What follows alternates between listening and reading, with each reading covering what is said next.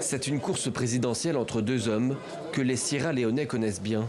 Leur parti domine la vie politique depuis plusieurs décennies déjà. D'un côté, le président sortant Julius Maada Bio. Ancien militaire, il se fait connaître du grand public en 1996. Le pays est alors en pleine guerre civile. Julius Maada Bio prend le pouvoir par la force et le remet aux civils. En 2018, il est élu président et s'engage à reconstruire l'économie de la Sierra Leone, minée par l'inflation et l'endettement.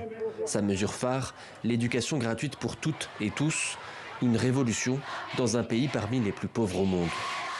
Les enseignants sont dans une situation bien meilleure aujourd'hui.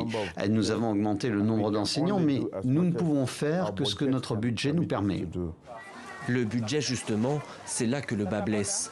Éducation, santé, diversification de l'économie, les chantiers sont entamés, mais pas terminés. Son principal concurrent, Samura Kamara, lui reproche de ne pas avoir tenu ses promesses. La relation entre les deux hommes qui se sont déjà affrontés au second tour de 2018 s'est d'ailleurs dégradée. Le candidat de l'opposition affirme être l'objet d'intimidation. Il dénonce aussi ce qu'il considère comme un acharnement de la police contre son camp politique. L'intention, l'objectif principal du SLPP n'est pas d'avoir des élections libres, équitables, non violentes et crédibles. Je souhaite appeler tous les Sierra-Léonais à sortir et voter le 24, qu'il pleuve, qu'il fasse soleil, malgré le déluge habituel de balles ou tout autre obstacle, afin de protéger leur vote.